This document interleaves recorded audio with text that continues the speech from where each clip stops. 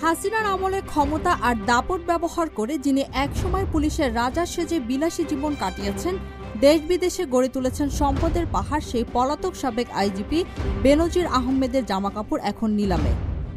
শত কোটি টাকার বেশি অবৈধ সম্পদ অর্জনের অভিযোগে অভিযুক্ত বেনজিরের গুলশানের আলিশান ডুপ্লেক্স ফ্ল্যাটে থাকা ব্যবহৃত আসবাবপত্র ও অন্যান্য সামগ্রী এবার নিলামে তোলার সিদ্ধান্ত হয়েছে।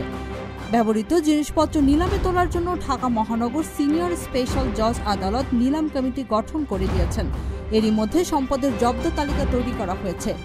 তালিকায় সম্পদ বিবরণী তৈরি করতে গিয়ে নিলাম কমিটির সদস্যরা অবাক হয়েছেন। তারা বিশ্বাসই করতে পারছেন না প্রজাতন্ত্রের একজন দায়িত্বশীল কর্মকর্তা ক্ষমতার অপব্যবহার করে কিভাবে দুর্নীতির মহোৎসব করেছেন। বেনজিরের এই আলিশান ফ্ল্যাটের জব্দ তালিকায় 246টি আইটেমের মধ্যে রয়েছে শার্ট 122টি, প্যান্ট 266টি, 30টি ব্লেজার, টি শার্ট 722টি, পাঞ্জাবি 224টি, শাড়ি 494টি, থ্রি পিস 250 সেট, সালোয়ার কামিজ 496টি, ব্লাউজ 65টি, জামা 212টি, জ্যাকেট 56টি, বেডশিট 109টি, লেডিস ভ্যানিটি ব্যাগ 75টি সহ নিত্য ব্যবহার্য জিনিসপত্র। অনুসন্ধান টিম জানিয়েছে পুরো ফ্ল্যাটে 19টি ফ্রিজ রয়েছে, এসি রয়েছে, সব মিলিয়ে 100 টন।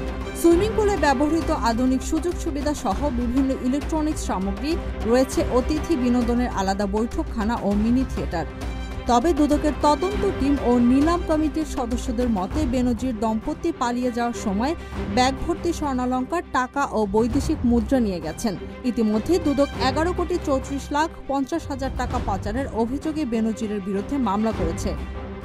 Z news, Dhaka.